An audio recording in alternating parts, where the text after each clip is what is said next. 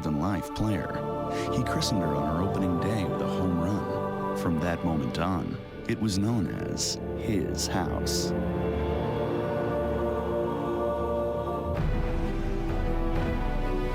As the years went on, the faces changed, but the moments produced here came to epitomize the game. Today, I consider myself the luckiest man on the face of the earth.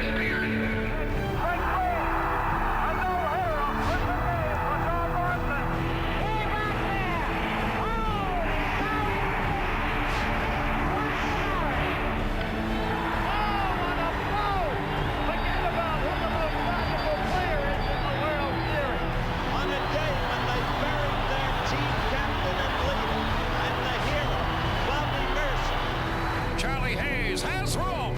Yankees are the 96 World Champions. And please welcome the President of the United States. There it goes, and the Yankees are going to the World Series. Aaron Boone has hit a home run.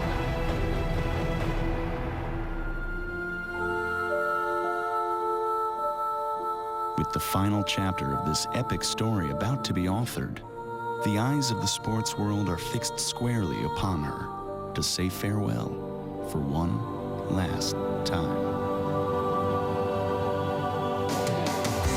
Well, the Yankee captain, the all-time hits leader at Yankee Stadium, makes his way into the ballpark for the final time for a game. Mariano Rivera, so many great moments here at 161st Street and River Avenue. And they will take this walk for the final time as they head to their field of dreams. Oh yes, there are memories, many, many memories, different for different people, and we'll try to cover them all. As tonight, the Yes Network presents a special Yankees pregame show, Farewell to the Stadium. And hi, everybody, and welcome to an edition of Farewell to the Stadium from the Yes Network. I'm Michael Kay. Boy, you could feel the emotion here in this ballpark. I'm standing out here in Monument Park, and there's a certain reverence, but there's so many emotions throughout this ballpark right now. Are people sad? Are they celebratory? Is it somewhat melancholy? It could be right in the middle of everything. And over the next hour or so, what we're going to do is we're going to try to cover all of those emotions. We'll talk to present Yankees. We'll talk to past Yankees. We'll talk to Yankees that have made this ballpark very special. And you know the story. This place opened up in April of 1923, and Babe Ruth hit the first home run. Who's going to hit the last home run? We have no idea, but we know that the last ball game is tonight. It's Yankee Stadium, the Yankees against the Orioles. Now, as I mentioned, I'm standing here in Monument Park, and about 30 feet away is the escalator tower here at Yankee Stadium in left field. That's the same tower that I came up in as a 15-year-old on April 15th of 1976. That's a memory that stays in my brain forever, simply for this reason. It's the first time that I saw this new ballpark. That's right, and one thing that I was waiting for, I wanted to see the new replay board. I couldn't believe that you could see replays while you're sitting in the stadium. It felt like WPIX right here on 161st Street and River Avenue. But the one big thing that I remember about that day, it didn't work. All it said was, welcome to the new Yankee Stadium. And here we are all those years later, and this ballpark is closing, and next year, right across the street, right behind me, the new Yankee Stadium will open. We have the entire Yes crew with us. We'll be covering this like a glove. We'll have all the ceremonies as well. What I want to do right now is throw it down to my colleagues and my friends, Bob Lorenz and Ken Singleton on the field. Guys? All right, Michael, thank you. Here's the first bit of good news. They worked the bugs out of that scoreboard. So that's the good news, Kenny. Now, Michael mentioned a wide range of emotions, and we thought melancholy at this point might be one of them. It's not. There's an incredible energy here right now. It certainly is. It feels like the 7th game of the World Series. When you think about it, Bob, there's been 100 World Series games here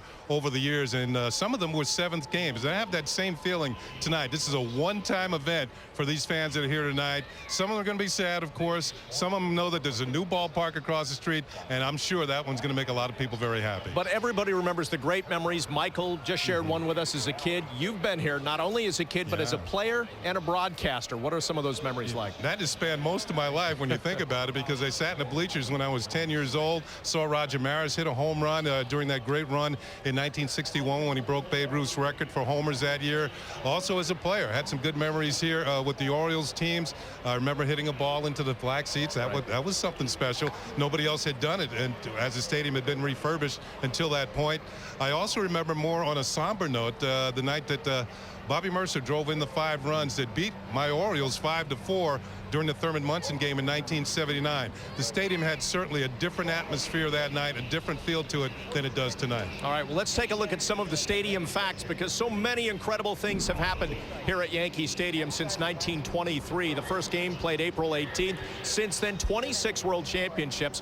What's also amazing is that of all the playoff games played since 1923, 15% of them in Major League Baseball and 21% of all World Series games have been played here. And then, of course, the stadium has also hosted 4 All-Star games, the last coming this year. But Kenny, you played in one of those as well. In 1977, I can recall being told a week before that I was going to be in the All-Star game. The Yankees were actually playing in Baltimore, and Billy Martin made it a point to walk across the field after my Orioles had taken batting practice to tell me I had made the All-Star team. And I ran right into the clubhouse, called my dad, and said, "You're going to the All-Star game." My dad said, "How come?" I said, "Because I'm going to be in it, and it's going to be at Yankee Stadium." And that certainly was a big part of my career.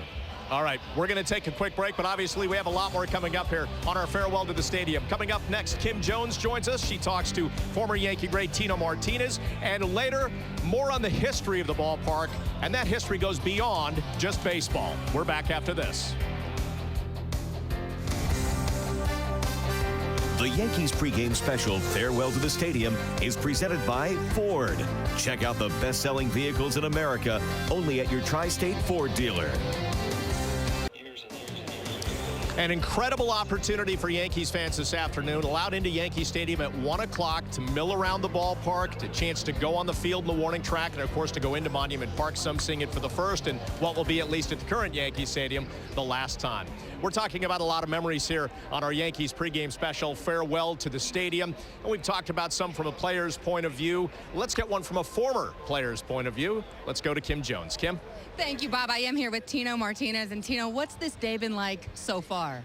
Well, it's been crazy. You know, I've been sitting in my hotel room early on and watching all the highlights on ESPN about the history of the stadium and what's happened here throughout the years. And I started getting excited about getting here. You know, I was supposed to leave the hotel at 4, and I was getting anxious. I wanted to get out here and get in this atmosphere and you know, and get ready for tonight and see what happens. You know, a lot of current players were here early today, so it's funny you say that. Players aren't always early, but today it seemed like everyone wanted to be. Yeah, I can imagine the players got here early today, and you know, I wanted to get here early too, and just kind of like soak it all in. You know, see how the fans are reacting here, and it's going to be an exciting night. But yet, I think at the end it's going to be pretty sad. Some people said this is like an all-star game atmosphere. Some people have even said World Series. You know, what's it like? Well, so far, with all the media out here and the way the fans are excited right away during batting practice, it's a playoff atmosphere, playoff World Series type atmosphere. But, you know, what a great stadium this has been to all of us and the fans from generation to generation. And it'll be sad to see it go, but it's just been a great part of my life. Well, it's been such a great stadium for you. Let's start with the 98 Grand Slam. Take us through. Well, the bases were loaded. It was a tie game in the 7th inning. And, you know, I was basically trying to hit the ball hard up the middle, get a base hit, you know, just keep the rally going and keep the pressure on San Diego. And I got to a 3-2 count and got a good pitch to hit. And I was just trying to hit it hard somewhere. And I hit it out of the park. I knew it was gone. And I couldn't believe what had just happened. I was so excited. I was dizzy. It was crazy. You know, it was a numbing experience and a great experience nonetheless. And then the 0-1 home run in the World Series. Well, the 0-1 World Series home run was bigger, I thought, because we were down 2 runs and 2 outs in the 9th inning. And that one, I didn't know if it was going to be gone or not. It was a long line drive to center field, and I hit first base. And when I hit the back wall and I saw that it was gone, same thing. It was a numbing experience. I was excited, you know, just trying to get around bases and get back to home plate and try to win the game. But the way the fans reacted, the noise, the beer flying, the atmosphere was, I mean, something you'll never forget. So many memories, and before we send it back to Bob, Tino, you already have a keepsake. You got some dirt. Yeah, I didn't know what I wanted. I went in there to see Joe Girardi, and he had a bunch of these in his office. He says, "Hey, you got to have some dirt from the stadium from the last game," and I really appreciated that because, you know, Joe and I are tight and had a great career together. Thank you so much, Tino. Thank you. Bob? All right, Kim, thanks. We can only brag about having it on our dress shoes right now. Now, it's interesting because Tino's name is just one of many Yankee greats etched in Yankees lore. And so many things have happened here in a stadium some think of as a symbol of perfection. In fact, this stadium has seen its share of perfection. And for more on that, let's get back to Michael Kay. Michael? That's right. This is pretty much perfection personified right here, Bob. I'm here with David Cone. And David, as long as the Yankee name exists, as long as the Yankee brand exists, people are going to remember your perfect game. How often do you get reminded of it each day? Don Larson said it best. There's not a day that goes by that some form or another you don't think about or doesn't cross your mind. But the best part I think about is Yogi Berra. It was Yogi Berra Day. And to be associated with Yogi, you know, I'm in his museum. He put my picture up in Yogi's museum. That means the most to me of it all. What about that day do you remember the most? Obviously, we know it was Yogi Berra Day. We know you pointed up when the pop-up went to Brocious. When did you start to realize something was special? Actually, after the 5th inning. You know, once I got through a rain delay early in the game and then I got through the next 2 innings quickly, you know, I started thinking about it early on that day, and probably a little too early. But I also remember walking out in the 9th inning to warm up and the standing ovation I got, how intense the fans were, how much they wanted it that day, probably more than I did. It was a hot day, and I didn't want to let them down. And it was a remarkable feeling to get a standing ovation walking out to the 9th inning before I even warmed up. Now, interestingly enough, because you've always been a team guy, you know, that's one of your great moments, but I know that it was a team concept in 1995 that still sticks with you. Well, it does. It was my first experience in New York playoffs as far as the Yankee side of town goes. And to see the respect that Don Mattingly got before the game, running wind sprints in the outfield and getting an upper deck standing ovation. And the place was full that day early because people were so hungry for a playoff game. It had been 18 years. So to see that respect paid to Don Mattingly really showed me that this is what happens when you perform in New York, when you play for the Yankees, and you do it right. This is how you're rewarded. Now, I'm wondering, because we were all trying to come up with the emotion that's in this ballpark right now. First of all, with the red, white, and blue bunting, you have a little bit of a postseason feel. But do you think it's sad? Do you think it's celebratory? What are you feeling right now? Well, I think it's both. It's bittersweet for a lot of people, but you know, I think this place deserves its proper send-off because it's not just baseball. You know, the Pope was here 3 times, the New York Giants, we talked about it earlier. It just transcends baseball. Musicians, actors, everybody's got their own special take on Yankee Stadium and their own special memory, and it goes down to the families, goes down to the fans, the grandfathers passing it down to their grandkids, and on and on. You hope that continues in the new place. Now, we heard Tino just said that he took some dirt from the place. Now, David, edit yourself. What do you really want to take from this place tonight? You know what I want. I saw a couple exit signs. That's all that's left. They ripped everything off the walls. I mean, it's slim pickings right now, but I told you, really, I'll never get my hands on it, but there is an antique scale that Babe Ruth used to weigh himself on back in the trainer's room. There's no way to get a hold of it, but if I had my choice, that would be the thing I would pick. Now, Gene Monahan said that's going to the new place. Well, then there's no chance to get it, so you know my plan B. Let's keep that to ourselves. Anyway, David, go get dressed. We thank you for joining us. Have a great time tonight. Thanks, Michael. All right, that's David Cone. Bob, back to you. All right, Michael, thanks. And from one pitching great to another, Ron Guidry joins us now. And you always love coming back to this ballpark, Ron, but does it have a different feeling knowing this is the last time in this kind of celebration? Well, that's correct. You know, that's a lot of emotion here. It's the place that I called home for the 14 years that I played here. And, you know, to see it in its last day here, it's been emotional for all of us. It's, you know, what I said earlier, you know what's going to happen across the street with a brand new stadium. And the guys that are playing now, you know, they get to go and continue and make new memories. But for all of us that this was our home, we won't have any more memories. You know, our memories are all here, and we're going to miss her. Well, Bob, my memories of facing Ron Guidry are not good ones. In fact, if it wasn't for him, I played 61 career games here at Yankee Stadium. If it wasn't for him, I'd have been a 300 hitter here at Yankee Stadium. In the city where I grew up, you know, my family would have been a lot happier if it wasn't for Ron Guidry. But it was great competition. I want to thank you for the competition, although I don't think what, 125 or something like that? Hey, no, I'm not exaggerating. I didn't hit this guy.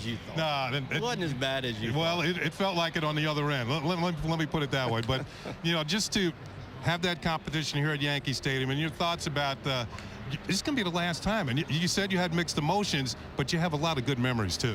Well, you know, that's true. You know, at this ballpark, there was always things that happened here that you can always remember. You know, and yeah, there were a lot of big games that I pitched, and you know, one of the things that I know that I can take with me is, you know, I started that 2-strike clapping. You know, so that attributes, to me in a game where, you had a lot of strikeouts. And I didn't know I had a lot of strikeouts. I wasn't counting strikeouts, but, the crowd just got into it.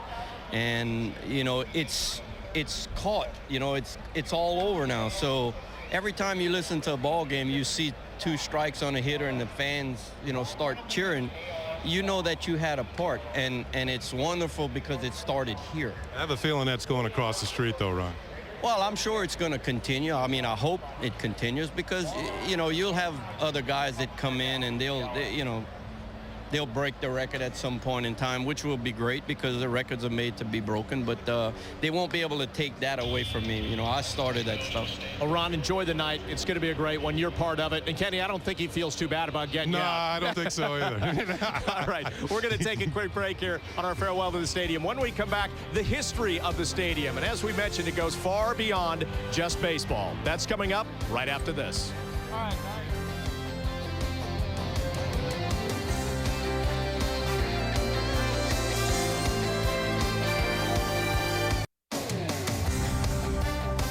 Yankees pregame special, Farewell to the Stadium, is brought to you in part by Rico.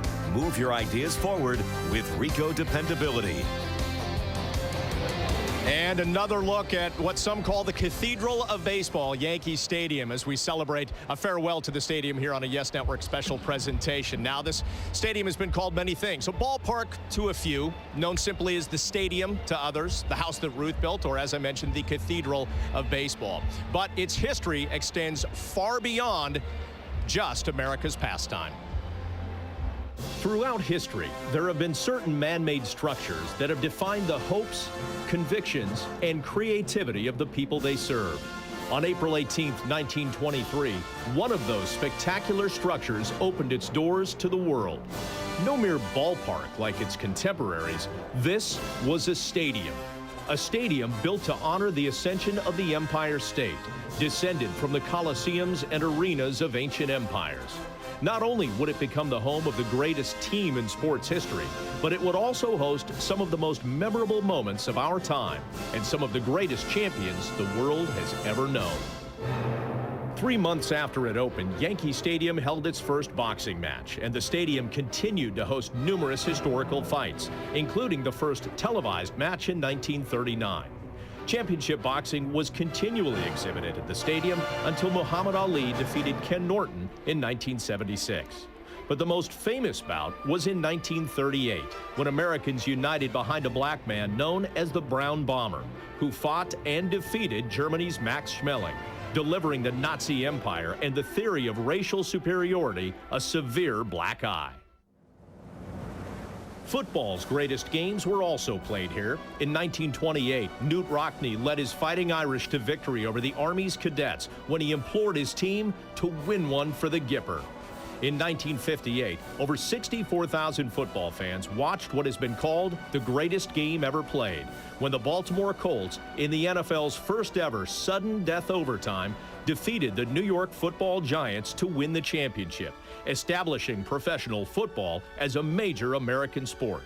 Many of football's greatest players came to this address: Gifford, Connerly, Tittle, Rote, Summerall, and Lombardi, to mention just a few. Another type of football called Yankee Stadium home when the New York Cosmos soccer team played here. Leading that team in 1976 was the greatest player of all time, Brazilian national treasure, Pelé. The largest crowds at Yankee Stadium have gathered for a different kind of champion, those who championed their faith. Along with massive assemblies of Jehovah's Witnesses, the Cathedral of Baseball has been blessed with a trinity of papal visits. First in 1965, then again in 1979, and last in 2008. While most events held at Yankee Stadium have thrilled and excited spectators during occurrences of all kinds, including movie and television shoots, concerts, rallies, even a wedding, there have also been somber, melancholy moments when we've had to say goodbye to our heroes, when we've even had to say goodbye to our loved ones, like the victims of the September 11th attacks. But it was here, after the tears had been shed, that Yankee Stadium became the place where the grieving could find hope, the place where New Yorkers could find pride, where Americans could find resolve. Because the heroes here could not be intimidated. They fought until the very end, on this very field. We've seen individuals do the unbelievable. We've watched teams accomplish magnificence. This has been a house of triumph, a venue for inspiration, where thousands have gathered to cheer, hope, believe, and witness. For nearly 85 years, Yankee Stadium has truly been the home of champions. Yankee Stadium endures today with an incredibly rich history, and a man who has cataloged that history is Director of Stadium Tours and historian Tony Moranti joins us now. And I want a personal memory from you, because I know you've been coming to this ballpark for 60 years. Take me back to when you were 6 years old. Well, when I came out to the stadium on that day, I came out into the upper deck behind home plate, and I saw this beautiful green grass, a blue sky, and the puffy white clouds, everything. The aroma from the hot dogs and beer, and it made one sensory explosion in my mind which has never left me. I don't remember anything about the game, but I was smitten after that, and I've been coming out here since then and gathering a lot of these memories that you just mentioned. And isn't it amazing all the things you've seen since that time? People come to you and say, Tony, I want you to knock it down to one or two great memories. Can you do that? Yeah, one or two. Well, Chambliss's home run in '76, obviously that was put us back in the postseason play for the first time in 12 years. Games 4 and 5 of the 2001 World Series, Bob, were probably the most significant and poignant memories that I have, because it came right after the tragedy of 9/11. And the important place that baseball plays in the hearts and minds of American people is part of the American trilogy, along with Mom and Apple Pie. And what we contributed to the game, and especially on that day, on those 2 days back to back, you had the dreams of what we had when we were children, getting up in the bottom of the 9th inning, hitting the home run to either tie the game or go ahead with 2 outs. Those are the things that dreams are made of, and we saw them manifest themselves out on the field. Tino Martinez, Derek Jeter, Alfonso Soriano, Scott Brocious, all coming up really big, and this place was rocking, and I never saw it like that. And what it did, the important thing about it was that the tragedy that had befallen us just before that was still in our minds, but this was like a diversion, which took us away from it, and that's part of what baseball is all about. Do you feel like, unlike any other ballpark, that Yankee Stadium, even for somebody who's never been here, somebody who might live in San Diego, California, that it somehow touches their lives unlike any other ballpark? They've obviously heard about it. They've heard about the pinstripes and the legends and icons that came through here. Who didn't hear about Babe Ruth that heard about baseball? You really have to question. So the contributions of some of those early guys had set the trend for what happened later on, where people were able to relate to the New York Yankees, and especially Yankee Stadium, and not only for the 26 championships and all those legends, but the other events that occurred here. So as the Yankees were winning World Series, there were people that wanted to participate in events here. The first paper mass in the United States, many concerts, college and professional football, soccer, boxing, circuses, rodeos, many events that brought people out here besides the game of baseball, making this become a mecca, so to speak. Tony, thanks for the time. Incredible tapestry of history here at Yankee Stadium. We're going to continue talking a lot more about that history when we come back. More reaction from players past and present right after this. One more pull of the lever, and then that's it. Who is going to be the one to pull the lever the final time here at Yankee Stadium? That remains to be seen. It's a secret. Good to have you back on our Yankee pregame special. Farewell to the stadium. Well, we have one guaranteed, and manager Joe Girardi has said that at some point Mariano Rivera will make an appearance in the game against the Orioles. But we also have a pregame appearance. Here's Mo with Kim Jones. Kim? Thank you, Bob. Mariano, you predicted yesterday there would be tears today. Is it emotional? Well, it's going to be emotional. Definitely it's going to be emotional. It's going to be a lot of tears today from the fans, maybe from the players, but definitely it's going to be a lot of tears today, And this play is going to get wild when they introduce a player they haven't seen for 2 years, I believe. That's Bernie. When they introduce Bernie, I'm going to be outside. That will be quite a moment. That will be something, because the fans never say goodbye to Bernie. And now they have the chance to say goodbye. He didn't want your locker back, did he? No, he didn't want my locker. No, I won't give it to him anyway. What is it going to be like? Joe Girardi says he will do everything possible to make sure you pitch the ninth. What's that run in from the bullpen going to be like? I don't know. I don't know how it's gonna be. Hopefully it's a good one. Hopefully it's we got the lead in the ninth, and I don't know. I can't imagine how I'm gonna feel if I had the opportunity to pitch, and the adrenaline is gonna be rushing through my body. So I don't know. Maybe I won't be able to pitch. I don't believe that. There are so many memories here, Mariano, before we let you go. Can you believe this is it, though? These memories tonight will be the last ones? I can't believe it. I can't believe it. And I keep thinking today, it's finally hit me today. And it's hard. It's hard. And like I said, hopefully we have a great game and a great show for the fans, because New York fans deserve this and more than that. Well, we'll look forward to Enter Sandman, Mariano. Thank you. I'll be looking forward to that, too. Thank you.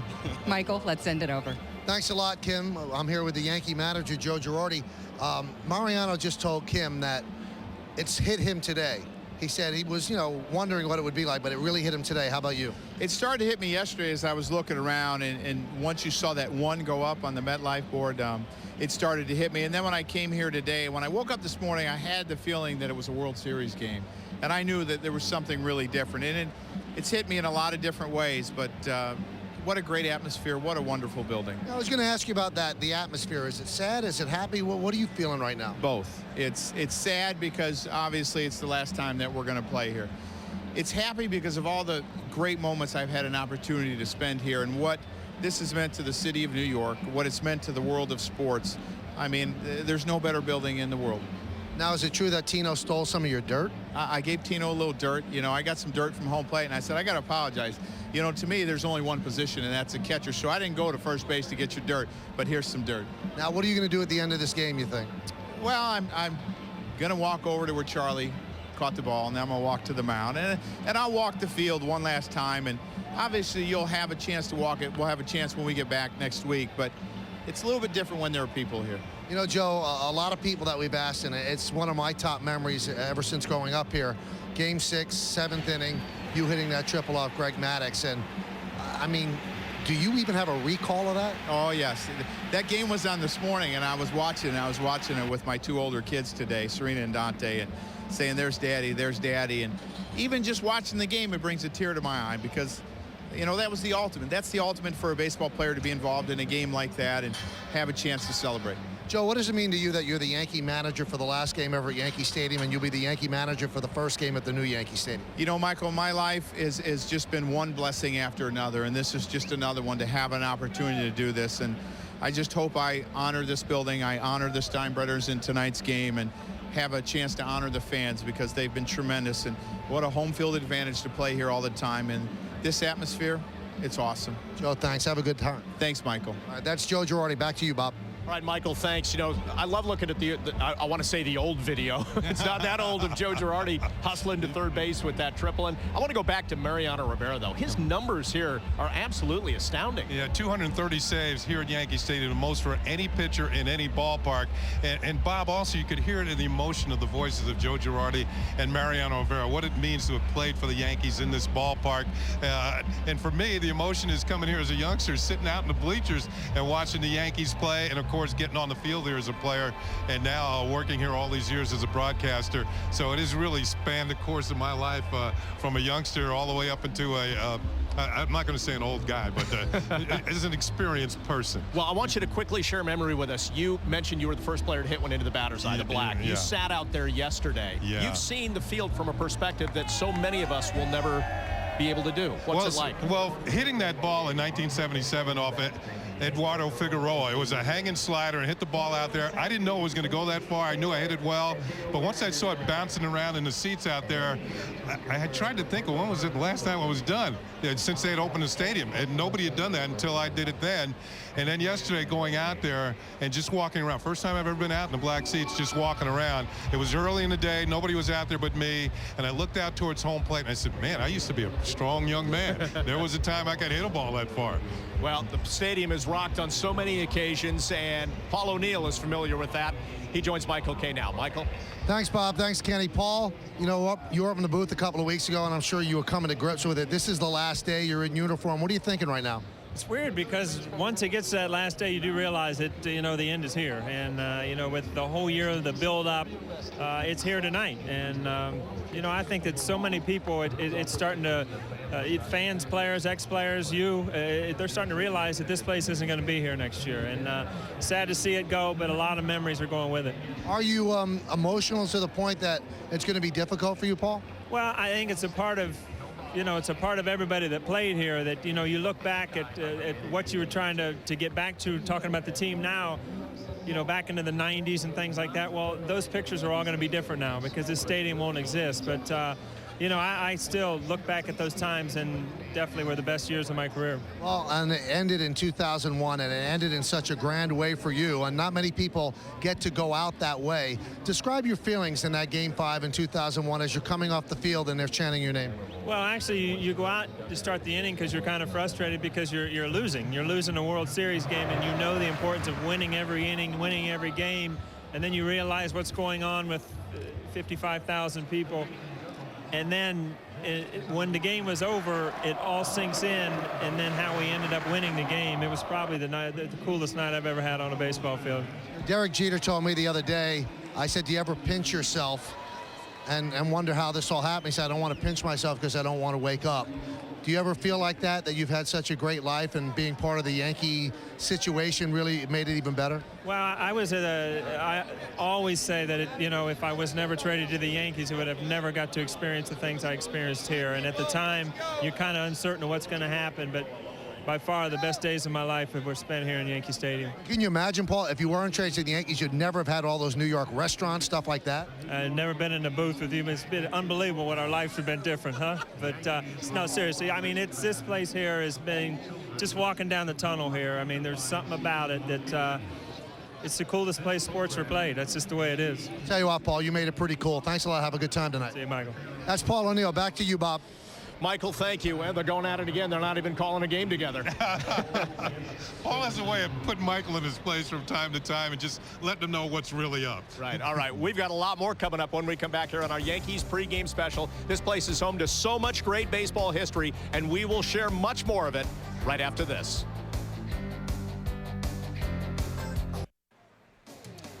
"85 years of great history here in the Bronx, and we are bidding farewell to the stadium, but it is not a sad farewell. It is a celebration. It's great to have you back with us once again. Let's quickly go over to Michael Kay. We've heard from one great pitcher named David. How about another, Michael? Well, thank you, Bob. As you can see, this David Wells is taking pictures as well. So David Cohn pitched the perfect game. David Wells pitched the perfect game. And David, I've been asking everybody, your favorite moment as a Yankee, is it that one? On a personal standpoint, yeah. How about team? Team, 98 team that's probably the first. And then, because what we did that year as a team, and nothing but a team, so help us God, it was just tremendous. Every day, on the road, all the guys just gelled and bonded together, went out to eat dinner, and you just don't see that unity in the game of baseball too often. But that's why we were so successful. You know, anyone got out of line, it was diffused like that. That's what made that year special. I mean, it was just so incredible. And then, you know, and then the perfect game, obviously. But again, you need those 8 other guys behind you to make that day happen. And, you know, that's just, it was so memorable that whole year. It's just everything led up to that. I would finish with it, so it was good. I would think of all these players that are here, David, you have a grand appreciation of this place. I know what this uniform meant to you. You actually went out on the mound one day with Babe Ruth's hat on. So what are you thinking today? Well, I'm a little chapped right now because Lou Kakuza Sr., he's like, did you bring your Babe Ruth hat? And I'm like, and I just lost it. I was like, what the hell? That would have been the perfect to bring the hat out for the last day. And I just wasn't thinking about it. You know, just this stuff happened so quick, you know, but to do something like that, you know, that's what this place means to me. I appreciate it. You know, I love the history about the Yankees. I love, you know, the players that were here, present and past, just to make this so much special. And, you know, I just can't believe it's going. I really do. I really can't. It's very sad. David, it's great to see you. Have a good night. Thank you, Michael. That's David Wells. What did you want to say? Always a pleasure, Michael. It's always a pleasure, Bob. Always a pleasure, Bob. Back to you. All right, thanks, boy. David Wells is one of many former Yankee greats that you're going to see throughout the course of the night tonight. It is a great celebration of not only the present and the past, and some of the people who have gotten to enjoy Yankee Stadium and have become huge fans of the team. Celebrities, they're always out in force. Let's start our recollections by celebrities with Regis Philbin. You know, Yankee Stadium means so much to me. I remember it so well, my first game there. My Uncle Mike took me to a World Series game in 1943 between the Yankees and the Cardinals. 3 years ago, for Father's Day, I brought my father to a Yankee game against the Pirates. Giambi hit a walk-off home run. You look up and it is gone! Jason Giambi! In 1961, when my father took me on the train to see Mickey Mantle and Roger Maris.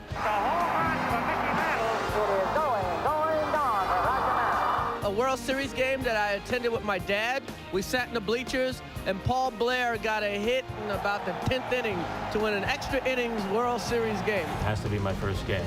May 30th, 1956, 8 years old, sitting right behind third base. Mantle hits it off the facade. My favorite Yankee Stadium moment was walking on the field with Billy and him just pointing out Yankee Stadium and me going, so it is this beautiful. It was kind of amazing. My favorite Yankee Stadium memory, 1976, Chris Chambliss hitting it out of the ballpark.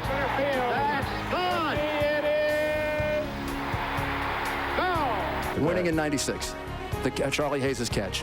Yankees are the 96 World Champions! It doesn't get any more exciting playing in this ballpark when you're good and the Yankees are good and it's a close game. It's the best.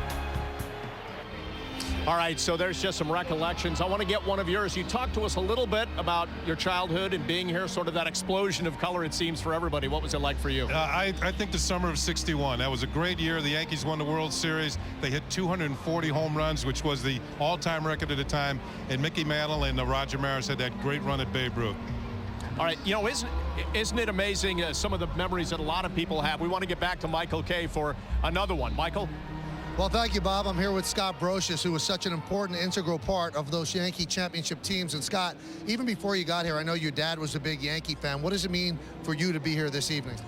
This is one that I wouldn't want to miss. You know, it's kind of a pretty humbling thing when you realize everything that's gone on here as the weekend, kind of watching all the events and they're replaying things, to realize that even to be a small piece of it's a pretty amazing thing. Now, one of the great moments in Yankee history is obviously the David Cone perfect game, and he had the nerve to point up at the ball as if you couldn't see it. Did that annoy you? No, what was funny was when we saw the replay, you know, because everybody's on edge. The whole perfect game, you're worried, you know, everybody's, you know, catch the ball, and so the ball's hit. In the back of my mind, I'm really worried that, you know, like Girardi might be coming down or something, that might be a collision or whatever. So I'm like waving it off, like I got it. So then I catch it and I look up and they're already hugging each other. So, you know, I think it was an awesome thing to be a part of, and to be a part of two of them. Pretty amazing. Now, Scott, I don't like to play Karnak, but I'm thinking that your best moment here had to be the Arizona home run. Am I right?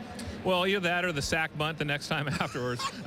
No, it was there. You know, there were some really cool moments. I mean, that was obviously a real highlight. But celebrating a World Series, you know, championship on the field, '99, that was a big highlight. My first game, you know, I mean, there's just a lot of things. I mean, there's so much that goes on here, and people are lying if they say it's not different when you put on the pinstripes. And so even my first game as a Yankee was pretty special too. Scott, really great to see you. Great to see you too. That's Scott Brocious. Now let's go to Kim Jones, who's with the captain, Derek Jeter. Thank you, Michael. Derek, it's like you grew up baseball-wise here at this stadium. Is it hard to say goodbye? It's gonna be, you know, where we get a chance to get on the field. I mean, there's so many things that are going on. You know, everything's in fast forward right now. So I think a lot of people will be happy once the festivities start and we get a chance to watch. Now, your parents told you to make sure you enjoy this, though. So are you enjoying even the pregame festivities? I'm enjoying every minute with you, Kim. I've been really looking forward to this. You did get here early today, though. You wanted to make a point to soak it in. The fans have been soaking it in for hours. Yeah, I mean, it really doesn't surprise me. You know, the Yankee fans have been outstanding throughout the history of this stadium here. I'm sure it's going to continue over to the new stadium. But it's a special day. It's sort of a weird feel here today. I really don't know how to explain it. We all know you're all about business, you're all about winning, but when you step into that batter's box, will you take a moment to look around to appreciate this tonight? I tried to do it yesterday, my last at bat, then I got hit. So I don't know if I'll do it today, but I'm sure I will. I mean, I really don't know what to expect. I don't know what kind of emotions are going to be going through my head, but I'll try to enjoy this as much as possible. Derek, what have these last few days been like for you, passing Lou Gehrig with the fan reaction, all of the festivities included you leading up to this? What has this been like as you prepare to leave this place? It's been pretty special, and once again, the fans deserve all the credit. I mean, this homestand here, it's been as fun as any homestand we've had, and especially considering the position that we're in. We're in a pretty difficult position where we need a lot of help, and the fans have been outstanding. Can I tell you something Brian Roberts of the Orioles told me? He said, I've never been to a World Series. Tonight it's like my World Series. Pretty cool. Yeah, this is fun. I mean, once again, it all comes back to the fans, because if the fans weren't the way they were, then the atmosphere wouldn't be like this. But this is fun. I'm looking forward to getting underway. We thank you very much, Derek. And you know what he tells me, Bob? He's got to get to the cage. He has to hit. Of course, Kim, and nice to see one of the captain's greatest moments is being interviewed by Kim Jones tonight. All right, we'll take a quick break because Derek Jeter has provided some incredible moments for Yankees fans here, and so have many other Yankees legends. We'll get to those memories coming up.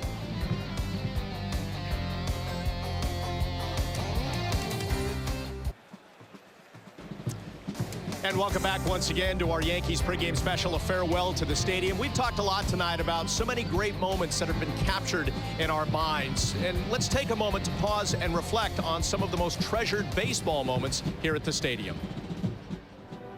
For those who are religious about baseball, attending a ball game at Yankee Stadium has been a spiritual event.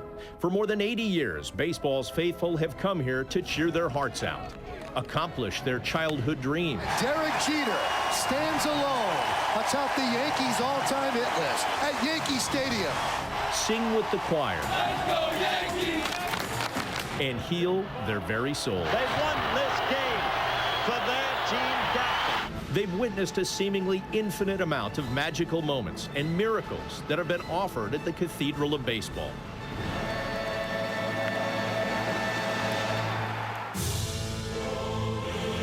It started that first season at the stadium when on opening day, baseball's savior christened his house with a 3-run home run during a 4-1 victory over Boston. Babe Ruth went on to end that year with a World Series win over the New York Giants, the rival team that had prompted the original construction of Yankee Stadium after the Giants organization kicked the outselling Yankees out of the Polo Grounds. George Herman Ruth would become known for 2 things in baseball, both of which he'd will to future Yankees teams. The first was a tradition of winning, and the second was a love of the long ball. In 1927, the Babe hit his 60th home run of the season at Yankee Stadium, and no one would beat that record until 1961, when Yankee Roger Maris hit his 61st into the same right field porch.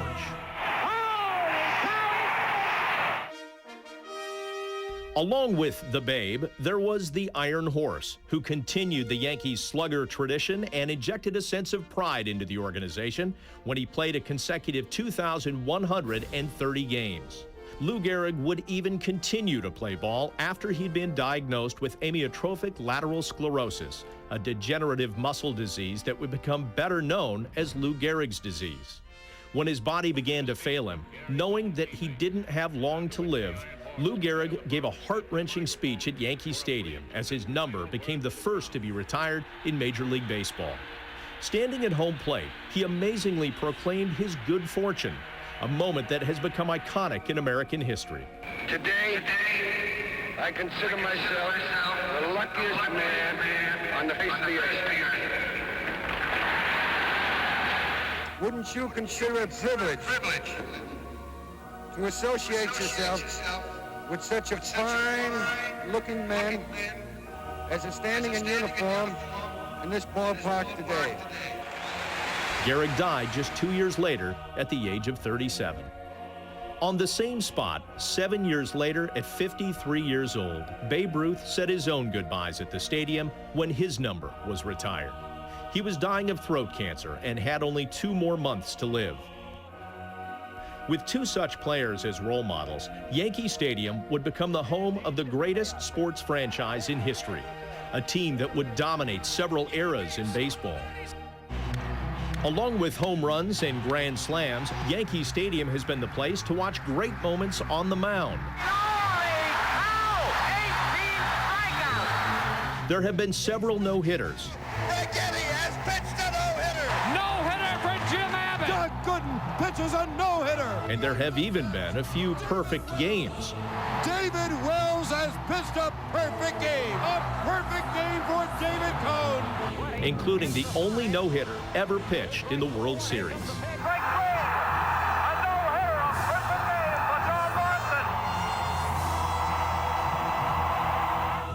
In fact, Yankee Stadium has been the place for postseason miracles. Do you believe in miracles? Playing host to more postseason games than any other ballpark in baseball history. Aaron Boone has hit a home run, and the Yankees are going to the World Series. Incredibly, the Diamond in the Bronx has hosted 37 of the 84 World Series played since the stadium opened in 1923, with the Yankees winning 26 of those series, 16 of which were clinched in the house that Ruth built. World Series events at Yankee Stadium have been truly momentous and historic. In baseball, Yankee Stadium is a holy site with an altar that has seen blood, sacrifice, and redemption. This has been the place where stars have aligned, the place where baseball fans and players alike have come to congregate and worship, because Yankee Stadium is the cathedral of baseball. So many great memories, incredible memories, Kenny. And does it ever surprise you when you looked at that piece? That was just sort of a field for some of the great moments. There have been so many others. Have there been that many that have taken place here? Well, Bob, when you think about it, the Yankees have won the World Series 26 times. They've been in the World Series 39 times. There have been some great players over the years from many generations for Yankee fans to watch right here at Yankee Stadium get the job done when they won all those world titles. Well, one guy who has incredible memories from pitching here is the guy who will take the mound to, or actually, let's stay here and send it over to Kim Jones, I'm sorry, who has a special guest. Kim? Thank you, Bob. Joining us is Alex Rodriguez. And Alex, take us inside the clubhouse right now. What is the emotion like? Well, I mean, I think everyone is very excited and also a little sad. You know, I know I've seen a lot of tears in there already, believe it or not. You know, I know guys like Gene Monahan, who spent half his life in the stadium, and it's such a great part of this rich tradition. Him and the doctors and Stevie, I mean, you know, there's a lot of sad faces around. What stands out for you personally, and I'm guessing home run number 500 is up on that list? Well, you know, I'll tell you, my most memorable moment in the stadium is Reggie's 3 home runs against Charlie Huff in the World Series. Obviously, it's all about winning, and, you know, he won the MVP of the World Series, and he helped the team win. But for you personally, though, Alex? I'm not sure. You know, I don't like talking about personal things. I mean, I'm so consumed with trying to win. But, you know, the day that I hit 3 home runs was a pretty special day, just because I've never done that in my home ballpark. And, you know, to do it in New York, to do it in this stadium is something that I'll never forget. Now, you've played in all-star games. You've played in playoff games. Have you ever seen more flashes and more cameras in your life? I mean, look, the last 2 days, these fans have been incredible. I think they feel that something really special is happening. You know, when you get to put this uniform on and share with so many great people, you count your blessings. We've been talking about this night for days, if not weeks. Can you believe this is finally it? Well, it seems like we were just here yesterday for the All-Star game, and here we are in the last day of the season. We knew this year was going to be very special for a lot of reasons. You know, we just wish we could have brought a championship to the city of New York this year, but we're going to come back. Well, it's not over yet, but, you know, next year will be different.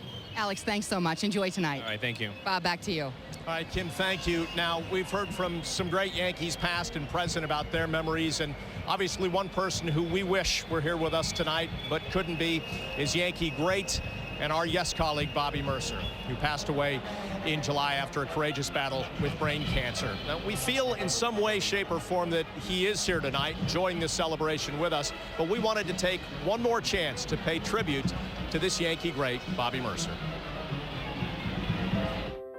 Bobby Mercer knew this spot, these walls, this field, this house, as well as anyone who has passed through its doors. He had a deep connection to not only the structure at 161st and River Avenue, but to the most important people who came here, the fans. The faithful that had basked in so many victories over the decades before Bobby put on the pinstripes expected him to lead them to many more. But even though his talent was large and his desire even greater, Bobby never did find October glory. But something odd happened, something that could not have been predicted. Bobby became a truly beloved Yankee, the first to do so without hoisting a World Series trophy. We all know the story. Bobby got traded, and then he came back. And once he returned, he never left. He took the trip from the field to the booth and extended his relationship with the Yankees fans to an even greater height. Bobby entered this hallowed ground in 1965, barely done being a boy. He left the stadium for the final time this past summer, 43 years later. While that may seem like a long time, it wasn't nearly long enough. Bobby Mercer loved this place because it was here he became a Yankee.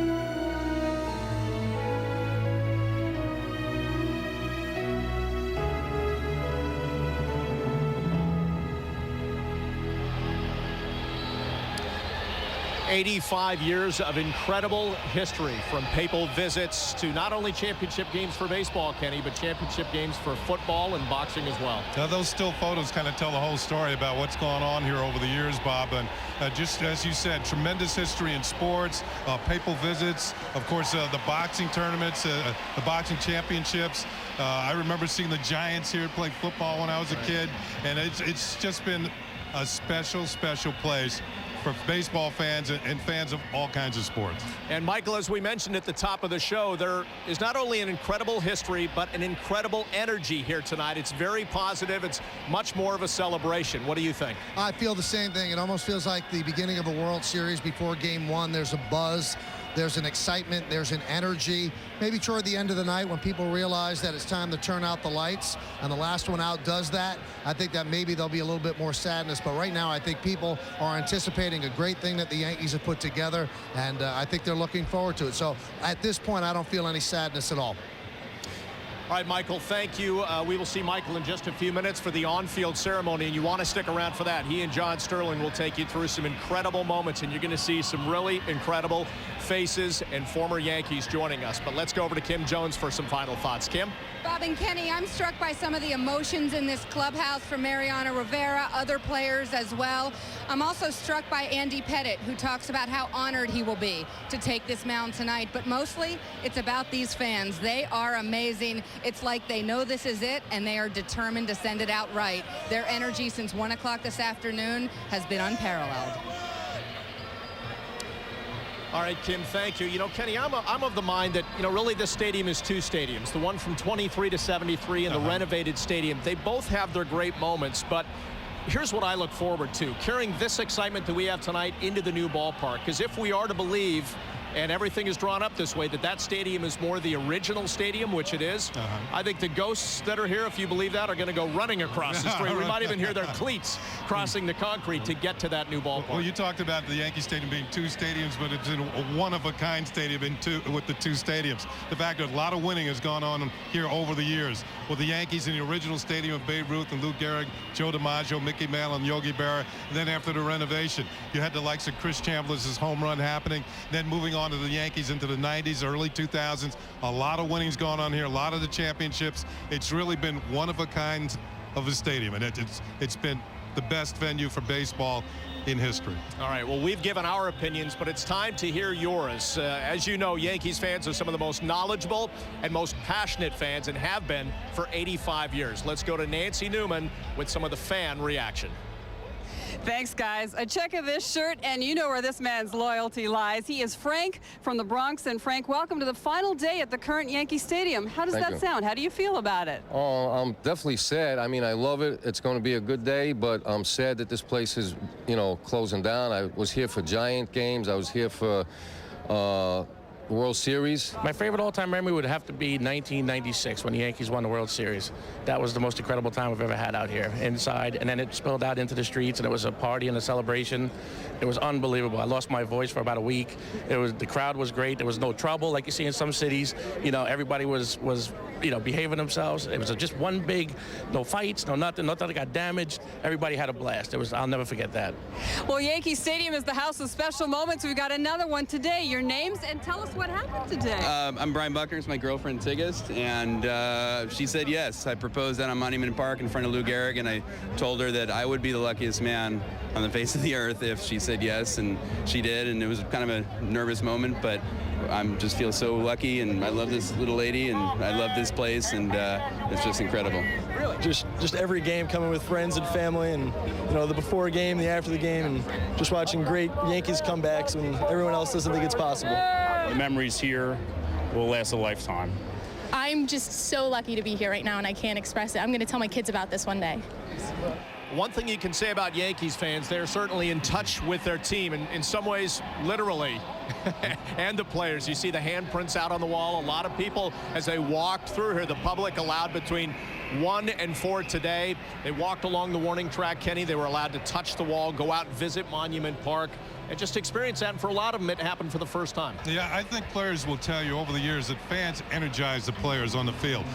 No player wants to come out here and embarrass himself in front of 5,000, much less 50,000 fans. And I think that the energy is felt by the players, and it's transferred back and forth between the players and the fans like no other place. It's interesting listening to Yankees fans over the course of the past week, whether they've been interviewed or you read what they've said on blogs and message boards about the history of this stadium. And some of the fans who, for example, had Derek Jeter fall into their lap when he dove for that ball into the stands. Others who were just inches away from Charlie Hayes when he gloved that ball and they won the World Series. That those mean so much to those fans, those moments. Well, I think so. Anytime a team wins a championship or a championship caliber type ball club, and it's not only those particular moments, it's what's led up to those moments as well. What the team accomplished during the course of that season. And fans take away those seasons and put them away in their minds. And they always say things like, I remember the 96 season. Oh, I remember the 98 season. Wasn't that great? Or about the 2000 season, a Subway Series against the Mets. Oh, we couldn't lose to the Mets, could we? And the Yankees, of course, won that world title as well.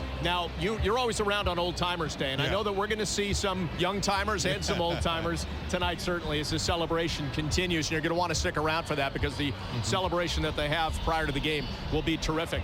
But talk to me about the feeling that day, because Yankees fans are always in touch with these Yankees legends. Even the young kids, they know who a Yogi Berra is, for example. Because it's passed along from generations. New York fans have a lot to celebrate, and when you talk about Yogi Berra, they have their grandfathers and grandmothers tell them, or their aunts and uncles tell them exactly what Yogi Berra was about. All right, now, are you ever surprised? Actually, we're just standing by. We're going to wrap this up as we thank you for joining us for our Yankees pregame special. We'll turn it over now to the public address announcer as we get set for the on-field ceremony. Enjoy it.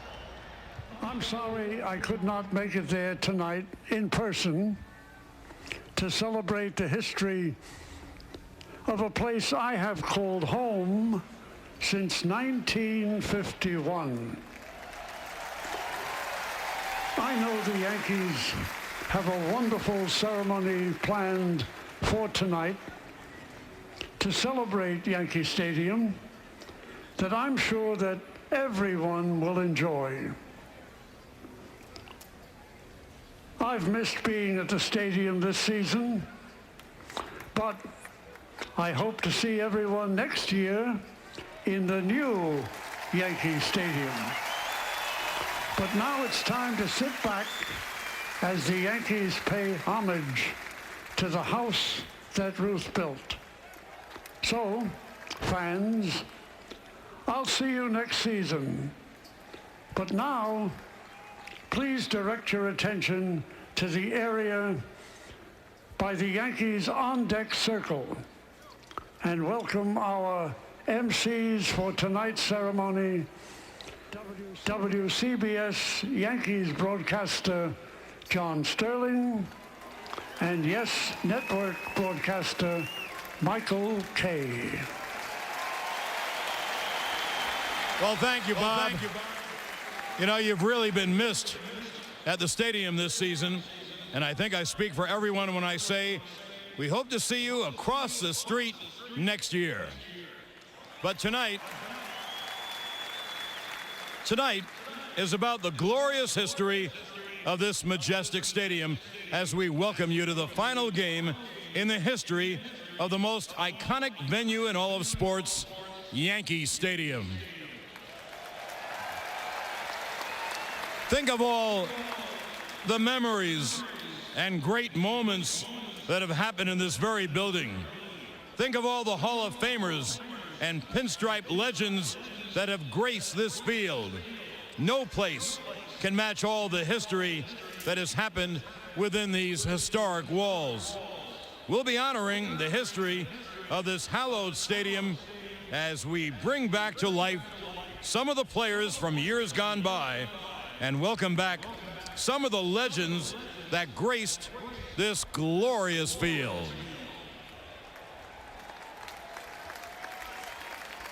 Well, it's amazing to think how much history this one stadium has seen over the past 85 years.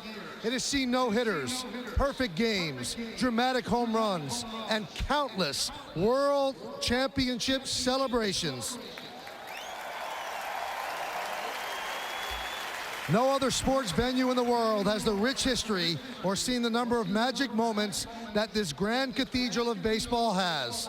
Tonight, we will look back at those magic moments and pay homage to some of the Yankee greats that helped make Yankee Stadium the iconic place that it is. Now, please direct your attention to the Diamond Vision screen in right center field as we turn the calendar back to the first opening day at Yankee Stadium on April 18th, 1923.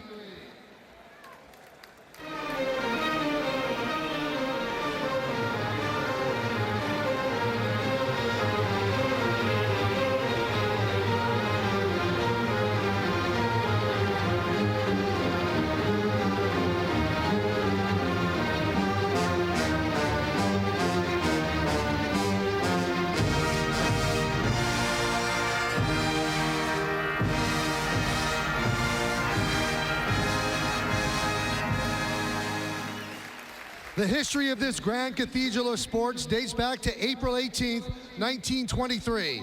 On Yankee Stadium's first opening day, the Yankees raised their first pennant up to the facade.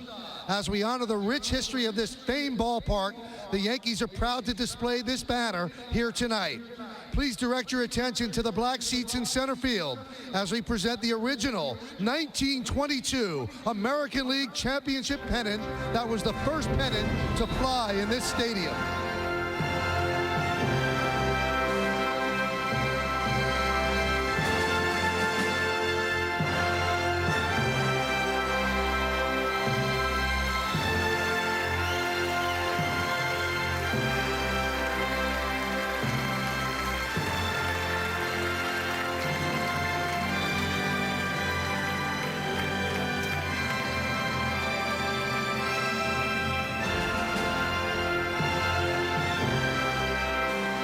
Now, let's look back and remember the 1923 New York Yankees starting lineup, the first team to ever take the field at Yankee Stadium. The manager, Miller Huggins. The starting pitcher, Bob Shawkey. The catcher, Wally Shang. The first baseman, Wally Pipp. The second baseman, Aaron Ward. The third baseman, Joe Dugan. The shortstop, Everett Scott. The left fielder, Bob Musial. The center fielder, Whitey Witt. And the right fielder, on opening day 1923, he hit the first home run in this ballpark, Babe Ruth.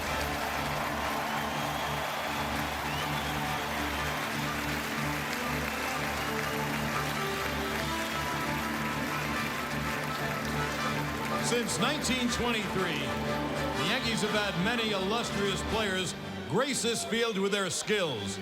Now let's recognize a few other Yankee greats who are honored out in Monument Park. He played first base for 2,130 straight games, and until last week, held the record for most career hits at Yankee Stadium. The Iron Horse, Lou Gehrig.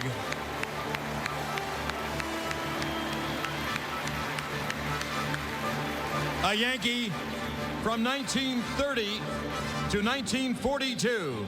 His pitching helped lead them to 6 world championships. Lefty Gomez.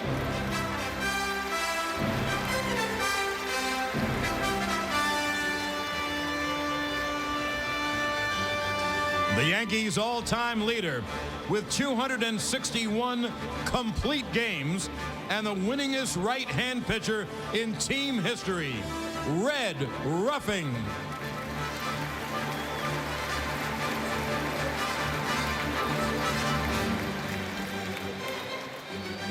The first of the great Yankees catchers, an 11-time All-Star who helped lead the Yankees to 7 world championships, Bill Dickey.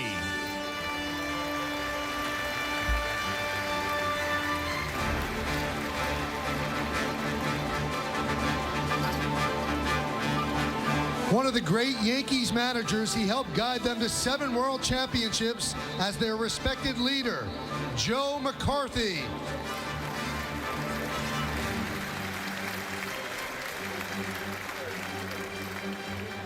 A star pitcher on 5 straight championship teams, he hurled 2 no-hitters in 1951.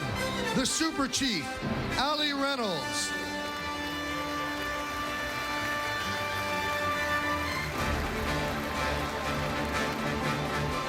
He guided the Yankees to 5 straight world titles and 7 total championships in his 12 years in the Yankees dugout. The old professor, Casey Stengel.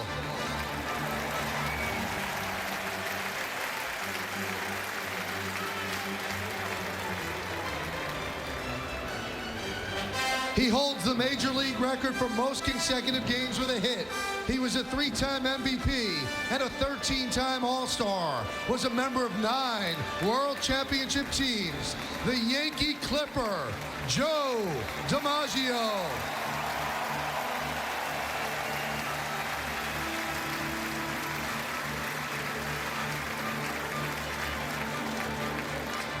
The Yankees have had powerhouse teams dating all the way back to 1923 with great depth at each position.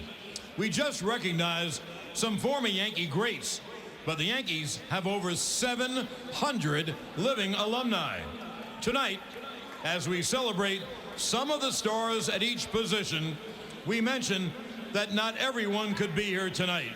The Yankees' pedigree has helped many legends spread all over the game. After they were done playing here, some are still active in baseball and were unable to attend tonight's ceremony. As we go around the field, please check out the Diamond Vision screen as we honor all of those former greats that have called Yankee Stadium home.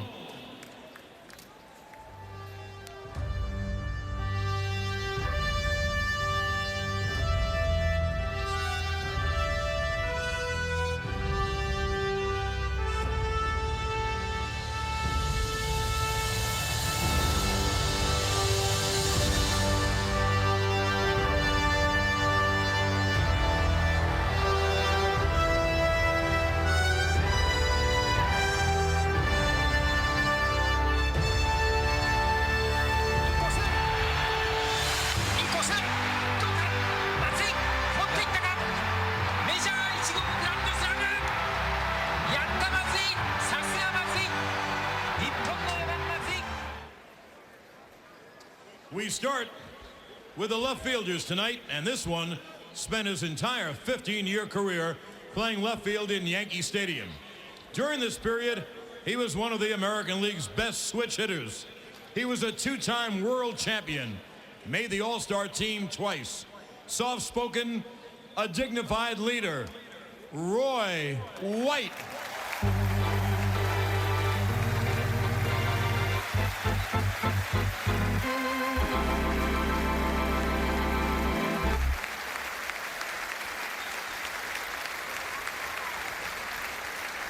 This Yankee played here for 8 seasons, the first few as a left fielder before moving over to right field, and was quite possibly the greatest athlete ever to play for the Yankees. He made the All-Star team every year he wore pinstripes. He also hit over 200 home runs and won 5 Gold Gloves. Here tonight, in his original position as a Yankee, Dave Winfield.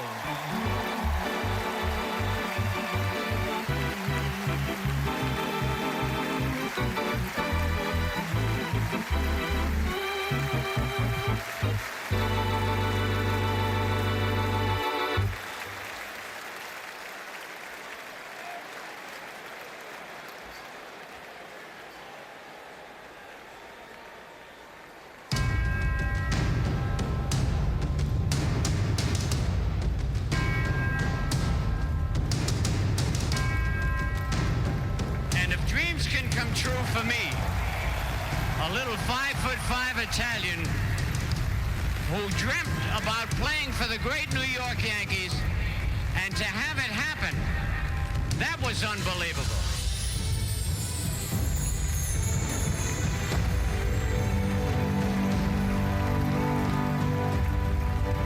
Two outs and 2 on. The Red Sox lead at 2-0 in the 7th inning here at Fenway. Deep to left. Yastrzemski will not get its home run. A 3-run home run for Bucky Dent. The Yankees now lead by a score of 3-2. And the 3-2 pitch. Swung on a drill to right field. Going back Sanders on the track at the wall. See-ya! See-ya! See-ya! A game-winning walk-off home run by Derek Jeter. He is Mr. November.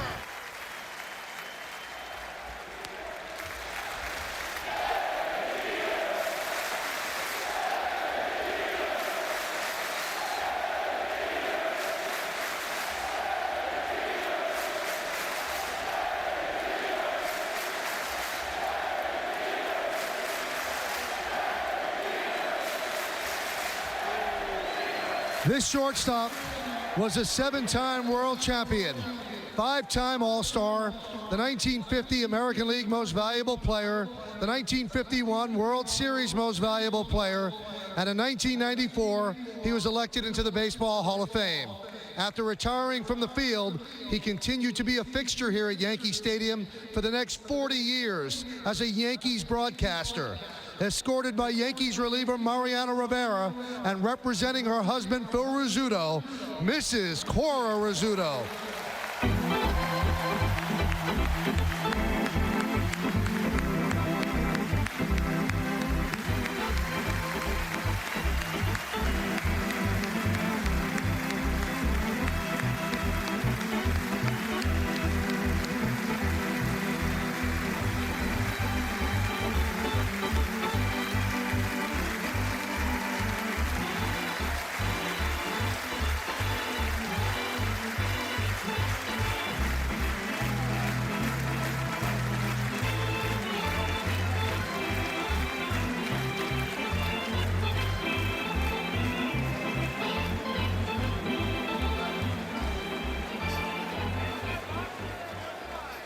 This shortstop manned the infield here at Yankee Stadium in the late 60s and early 70s. After his playing career was over, he would continue with the Yankees as a scout, coach, manager, and general manager. As an executive, he's been instrumental in building these great Yankee teams since the 1990s. Currently, he is a Yankees senior vice president and special advisor. The Stick, Gene Michael.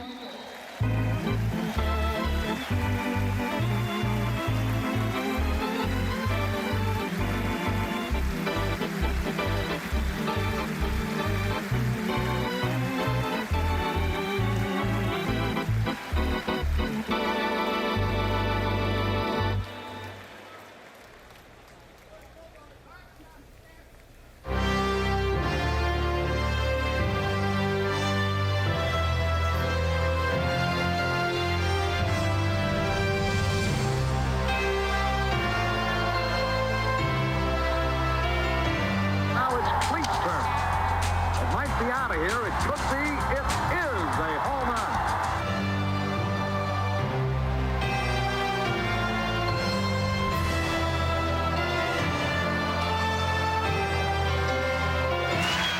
Rulo hits it high and deep to right, way back, grand slam, we're going home.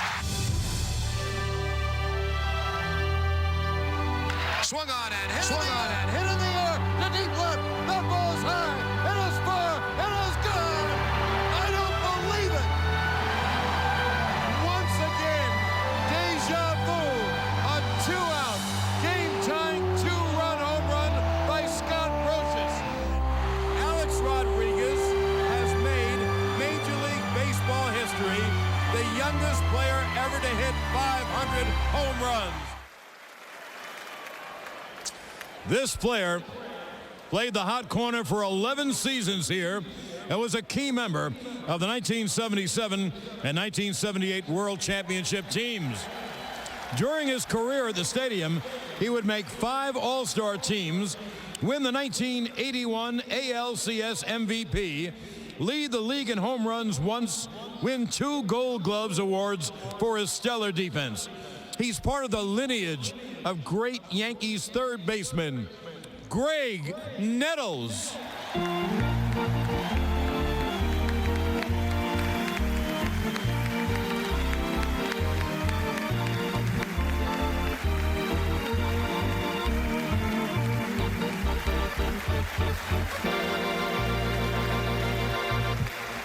Now, this third baseman is one of the best hitters in the history of baseball. He played for the Yankees for 5 seasons, hit .313, won 2 Gold Gloves while in pinstripes. A key member of the 1996 World Championship team, Wade Boggs.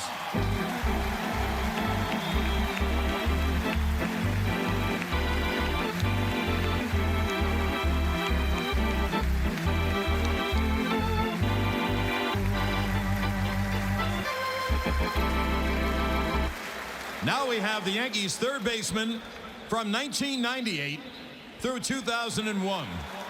He was an integral part of the Yankee team that won 3 straight World Championships. In 1998, he was voted to his first All-Star game, won a Gold Glove award, and was named the 1998 World Series MVP. In his career, he had .314 in the World Series, including one of the most memorable home runs this majestic ballpark has ever seen when he made the Grand Ole Stadium shake with his game-tying home run with 2 out in the bottom of the 9th inning of Game 5 of the 2001 World Series. Scott Brocious.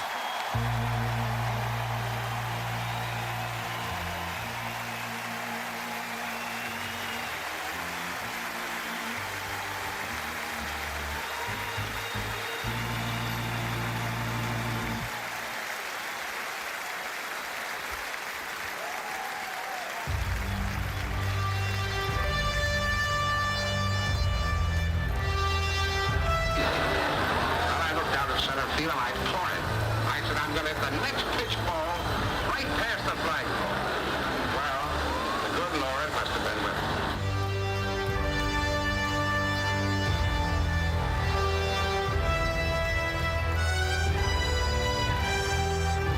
Early Wynn faced old pro Hank Bauer, whose vicious line drive was good for 2 bases. Fastball hit deep to right. This could be it. Way back there. Oh, Jackson with 4 runs batted in. It's a fly ball to center field and deep. That's going to be way back, and that's going to be gone. Reggie Jackson has hit his 3rd home run of the game.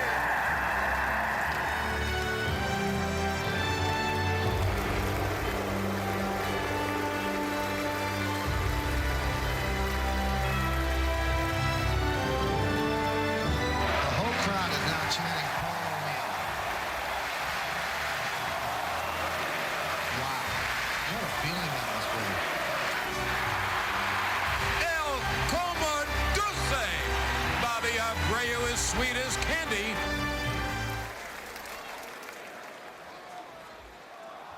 We start with one of the best fielding right fielders in Yankees history. While playing in Yankee Stadium, he was a 6-time All-Star, 2-time American League MVP, and a Gold Glove Award winner. In 1961, he chased down Babe Ruth, and October 1st of that year, he set a new Major League Baseball record when he hit his 61st home run. Representing his father, Roger Maris, please welcome Randy Maris.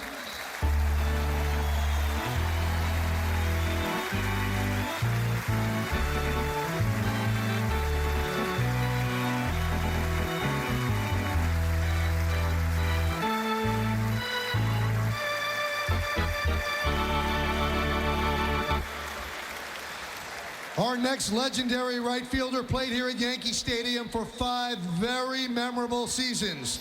During that time, he helped lead the team to 4 divisional titles, 3 American League pennants, and 2 World Championships.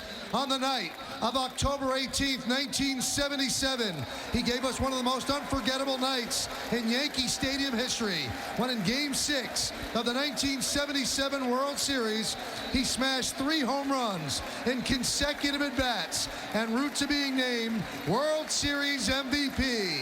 Mr. October, Reginald Martinez Jackson.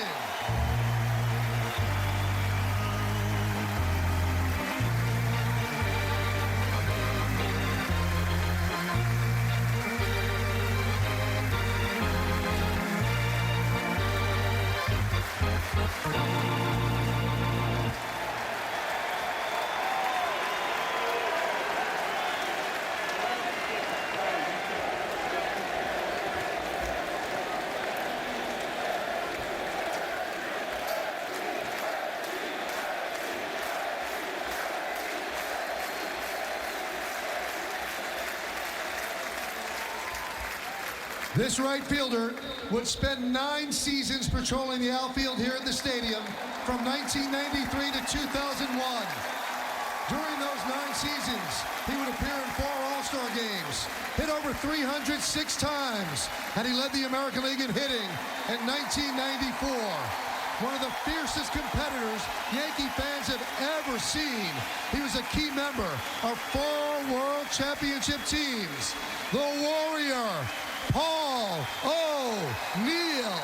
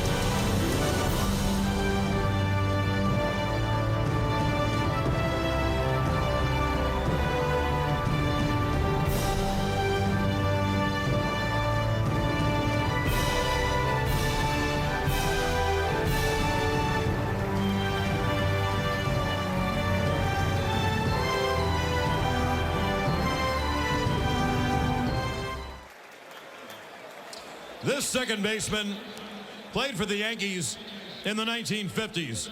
He helped lead them to 5 World Championships, hitting .333 in those World Series. Later, he would become the Yankees manager and lead them to 2 more World Series victories. In all, he was a part of 7 Yankees World Championship teams. Representing his father, Billy Martin, welcome Billy Martin Jr.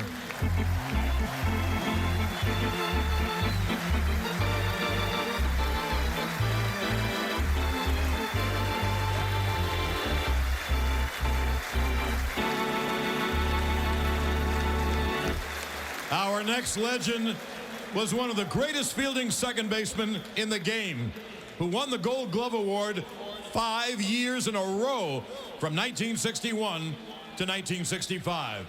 He played his whole career with the Yankees. He was a reliable player who was in the starting lineup day in and day out. A 3-time world champion, 7-time All-Star. He was the 1960 World Series MVP, had a career average of 305 in the World Series. Please welcome Bobby Richardson.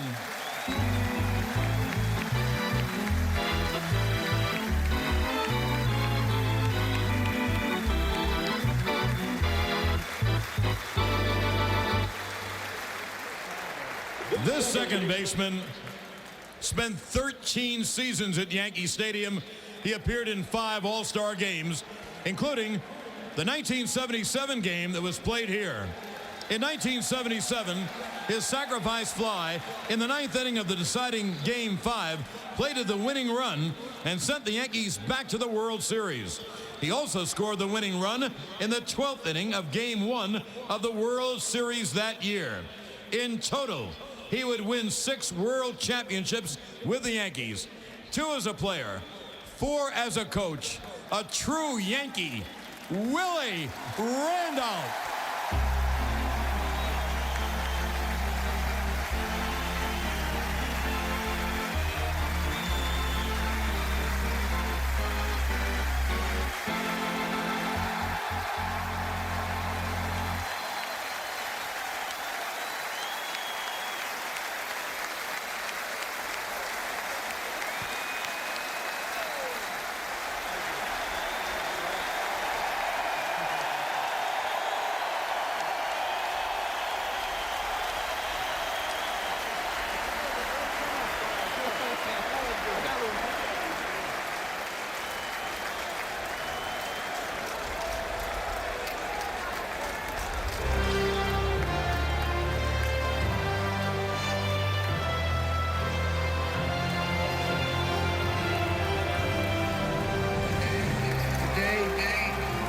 consider myself the luckiest man on the face of the earth.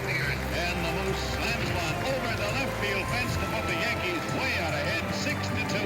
And he drives one deep to right. It might be out of here. It could be. It is.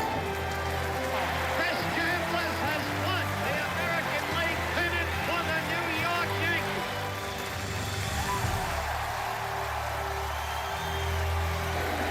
This one by Mattingly. Oh, hang on to the roof. Goodbye, home run. Don Mattingly. A grand slam into the upper deck for Tino Martinez. Hit in the air to deep right center. It's a grand slam. Jason Giambi, the Giambino. Now we head over to one of the positions that has been home to so many Yankee legends. This legend played first base here from 1954 to 1962. He hit more than 20 home runs 4 times with the Bronx Bombers. In 1961, he was part of the trio that had a total of 143 home runs. He was also a 6-time All-Star. He had 7 World Series home runs for the Yankees. Ladies and gentlemen, Bill Moose Skowron.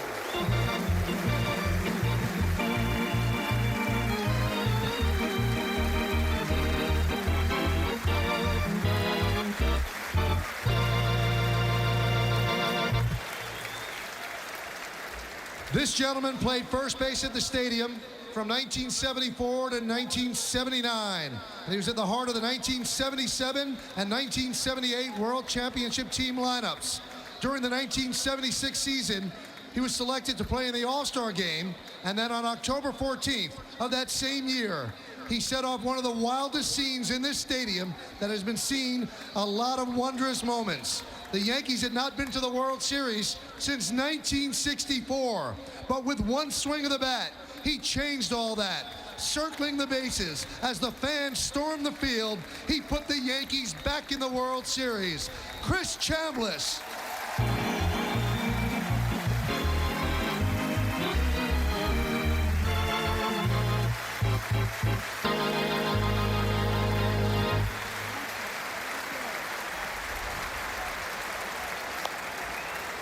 This Yankees legend was at first base for 7 seasons in Yankee Stadium. He would help lead them to 4 world titles as one of their leaders on the field and in the clubhouse. Not only did he play flawless defense every night, he produced 2 of the biggest home runs in Yankee Stadium history. First in 1998, his grand slam in the 7th inning of Game 1 gave the Yankees a lead they would never relinquish as they swept to the first of 3 straight championships.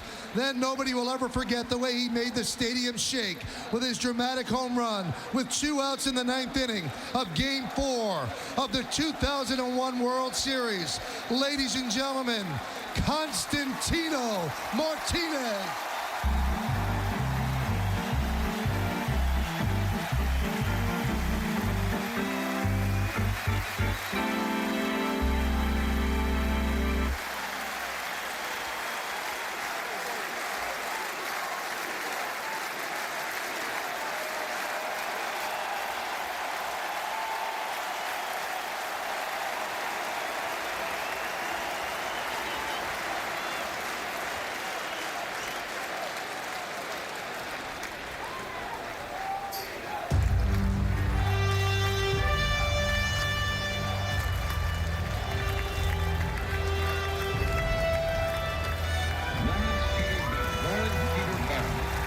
Everyone as Yogi.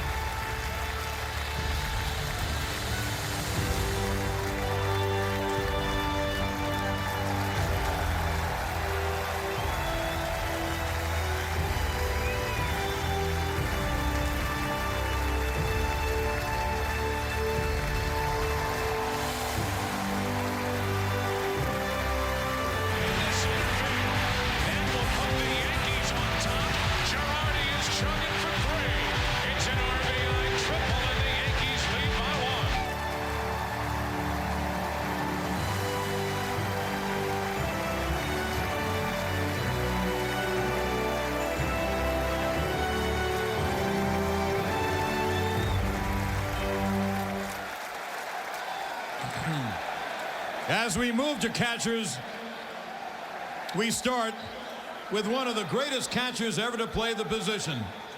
He was a Yankee player from 1946 to 1963.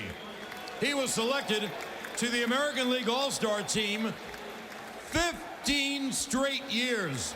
With 14 appearances in the Fall Classic, he played in more World Series games than anyone in history. He's in the top 10 in most Yankee batting categories. And the 10 World Championship teams he won with the Yankees is more than any player in history. He was the catcher for the only perfect game in World Series history. You know him, Lawrence Peter Yogi Berra.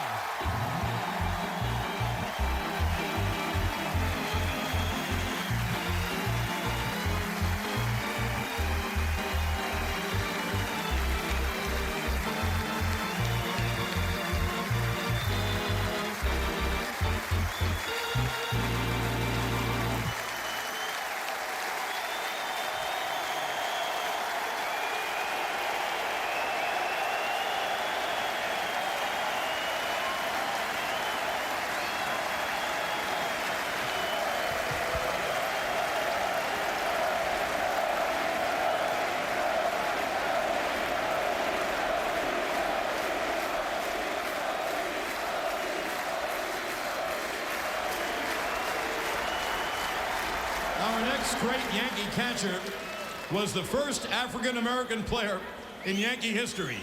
He made the team in 1955. He'd go on to win 2 Gold Glove awards, the 1963 American League MVP award, and be an important member of 4 World Championship teams. Representing Elston Howard, his daughter, Cheryl Howard.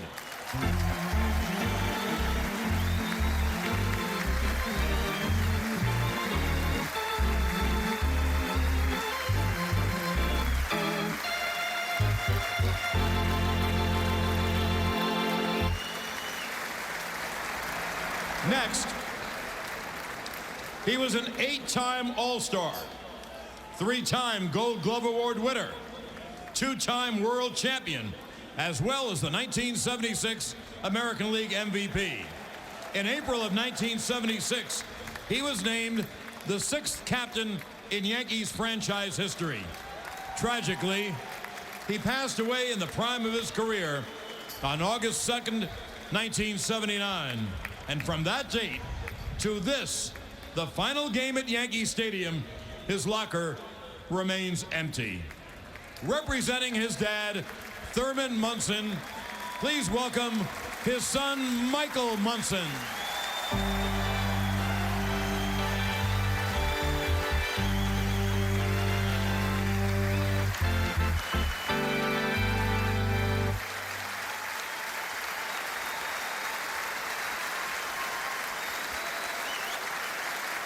Next, we have the catcher from 3 World Championship teams in the 90s. During his career in pinstripe, he caught both a no-hitter and a perfect game here at Yankee Stadium.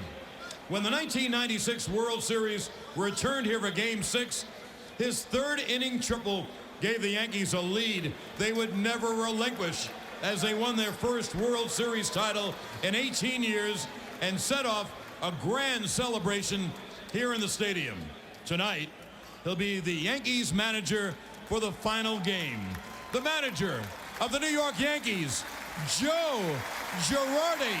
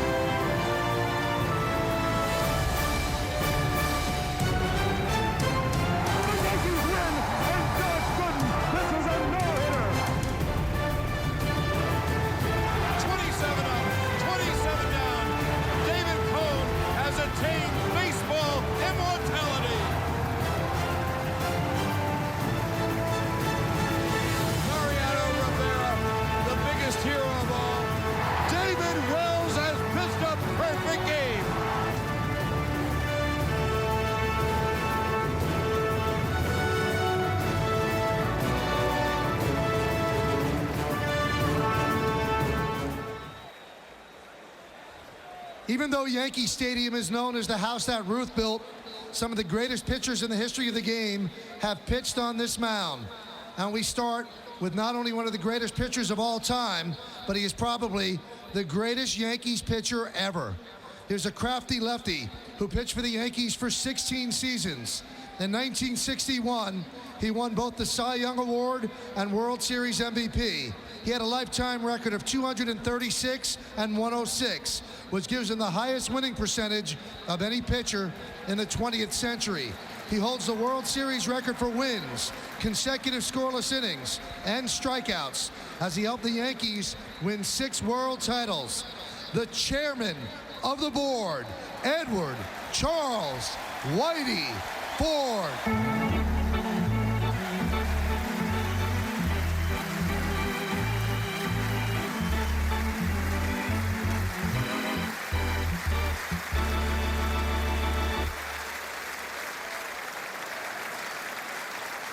In a place like this that has seen so much history, it's hard to narrow down what might have been the most historical event to ever take place here.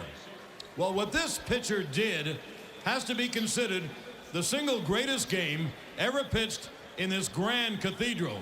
It's possibly the single greatest achievement ever to take place at Yankee Stadium. On October 8th, 1956, he became the only pitcher in the history of the game of baseball to ever throw a perfect game in the World Series, Don Larsen.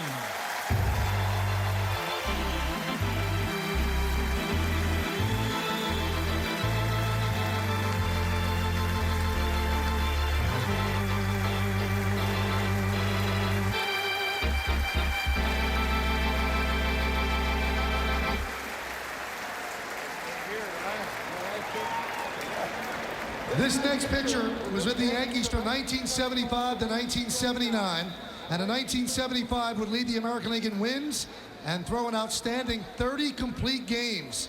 A 2-time All-Star on pinstripes, he helped lead them to 3 World Series and 2 World Championships. Representing her husband, Catfish Hunter, please welcome Mrs. Helen Hunter.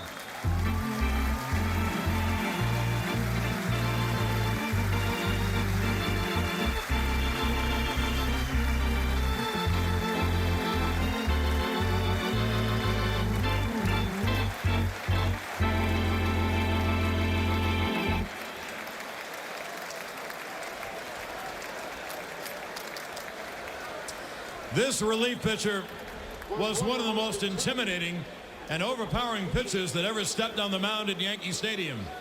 He had an explosive fastball that ranged between 90 and 100 miles an hour.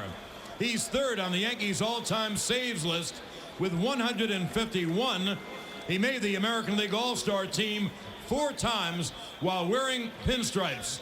This summer, he was inducted into the Baseball Hall of Fame. Rich Goose Gossage.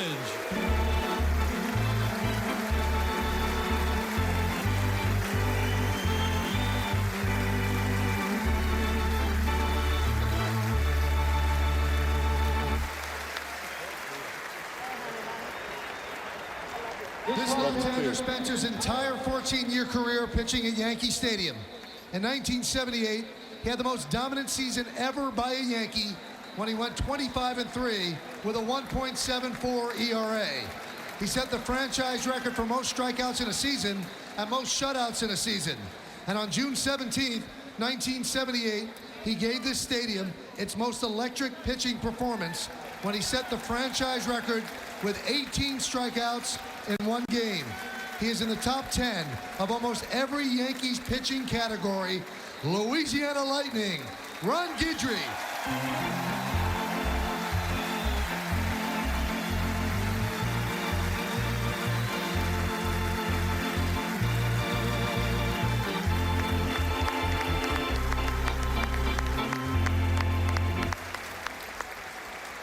This next pitcher was the ace of the staff of the 1998 World Championship team. He went 18-4 that year, leading the league in winning percentage and shutouts.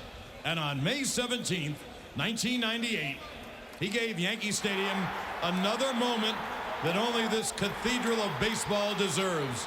It was Beanie Buddy Day at Yankee Stadium, and he treated the fans in attendance to a piece of history when he threw the second perfect game in Yankees history. He would spend 4 seasons with the Bombers and have many more huge victories. The Boomer, David Wells.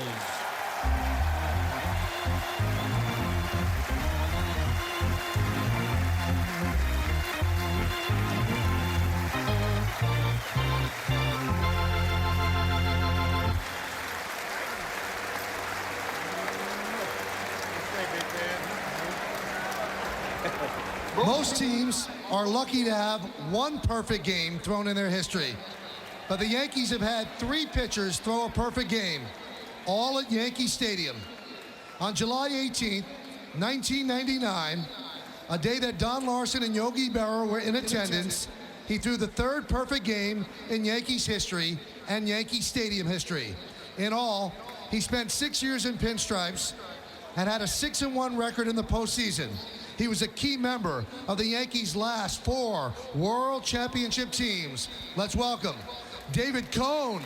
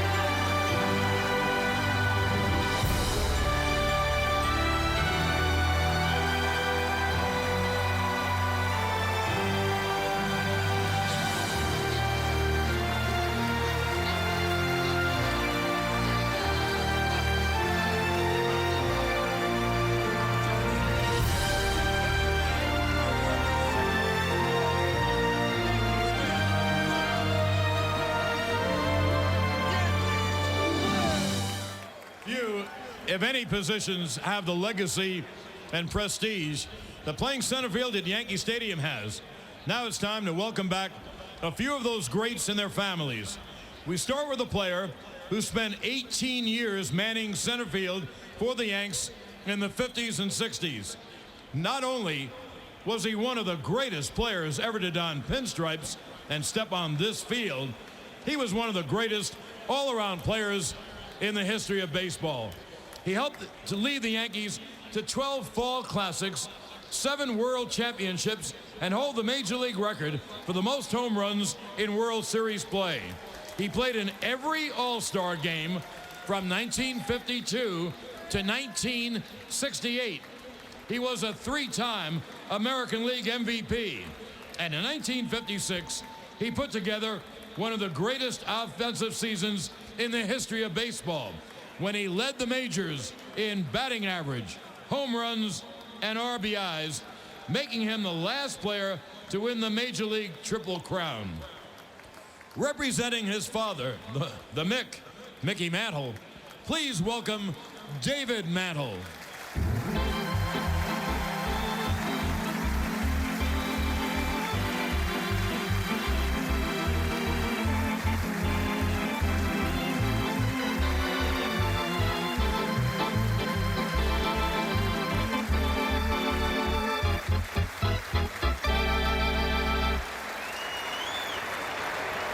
This next center fielder followed his hero and mentor Mickey Mantle in center field and enjoyed a long 17-year playing career. He was a 5-time All-Star who appeared in 2 American League Championship Series and 1 World Series. In 1983, he hung up his cleats for the microphone and continued at Yankee Stadium broadcasting Yankee games and becoming a respected broadcaster. He was taken from us this past July. Here to honor the memory of Bobby Mercer, please welcome his wife, Kay Mercer, and his children, Todd and Tori.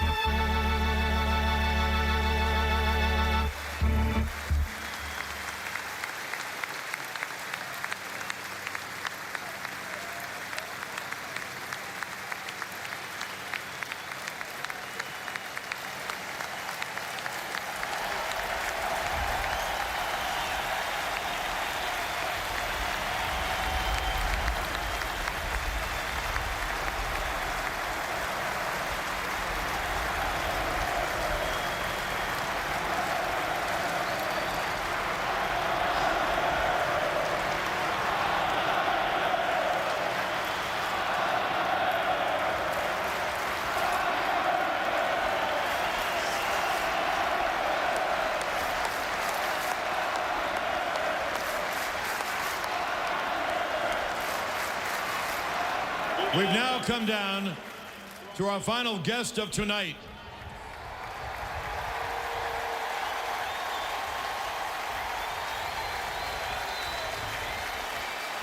I think you may have a hunch who it might be.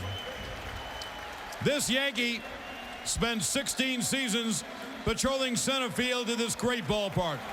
He ranks in the top 10 in Yankee history in games played, hits, home runs, at-bats, doubles, runs batted in, runs scored, and triples. He was a 5-time All-Star, 4-time Gold Glove Award winner, the 1996 ALCS MVP, and the 1998 American League batting champion. He hit 2 walk-off postseason home runs at Yankee Stadium to help lead the Yankees to 4 World Championships. Number 51, Burn, baby, burn, Bernie Williams.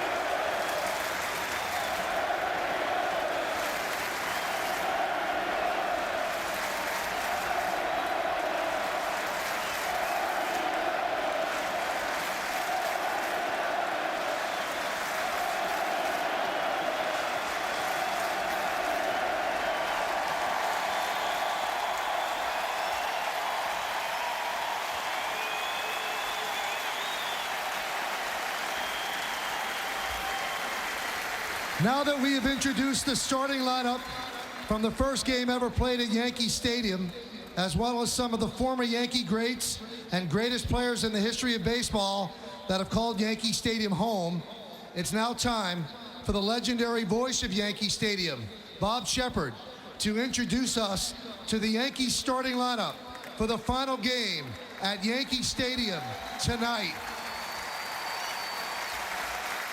Your attention, please, ladies and gentlemen. Here is the Yankee lineup. In center field, number 18, Johnny Damon, number 18.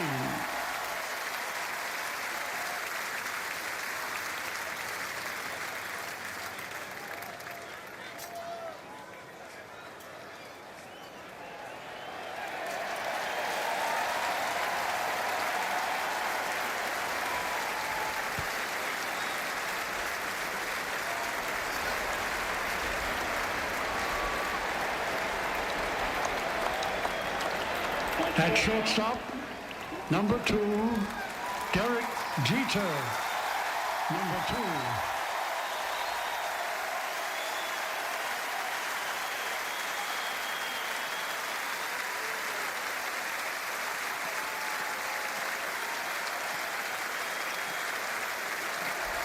2. In right field, number 53, Bobby Abreu, number 53.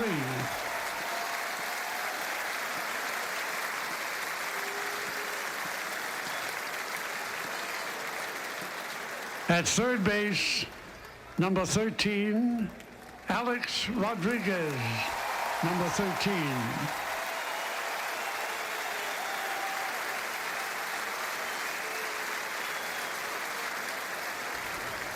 At first base, number 25, Jason Giambi, number 25.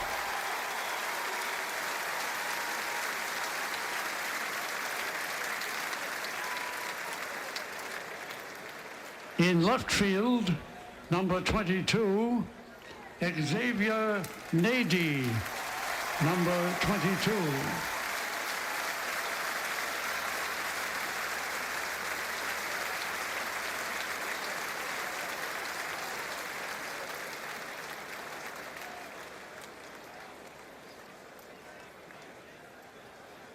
At second base, number 24, Robinson Cano, number 24.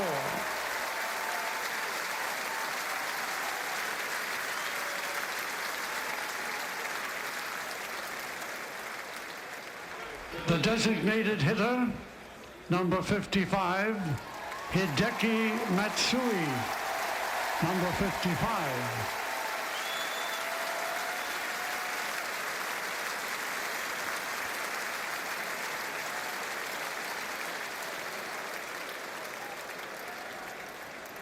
Catching number 26, Jose Molina, number 26.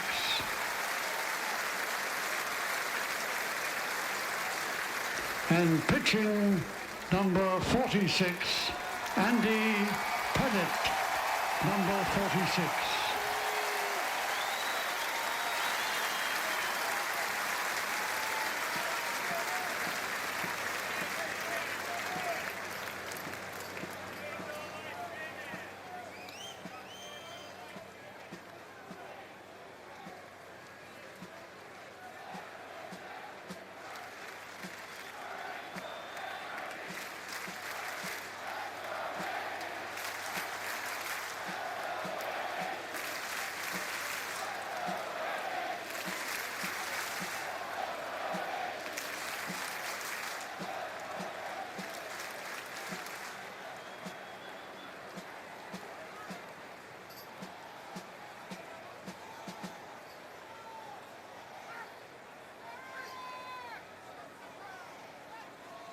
Your attention, please, ladies and gentlemen. Will you please rise and remove your caps? Please welcome back the United States Army Field Band, who will now perform our national anthem.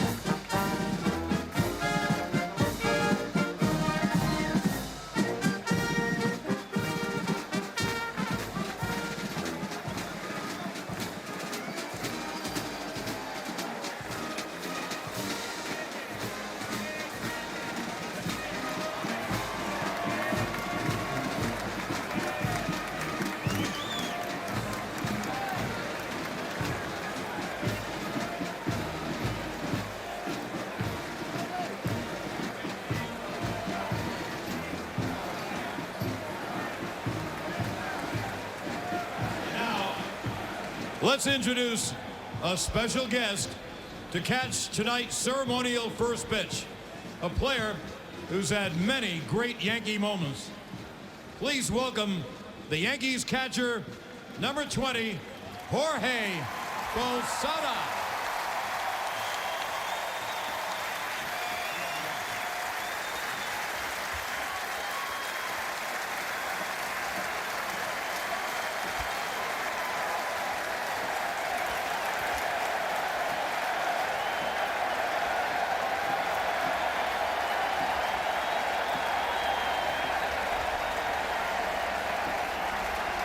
Ladies and gentlemen, as mentioned earlier, on opening day 1923, Babe Ruth hit the very first home run in the history of this grand stadium.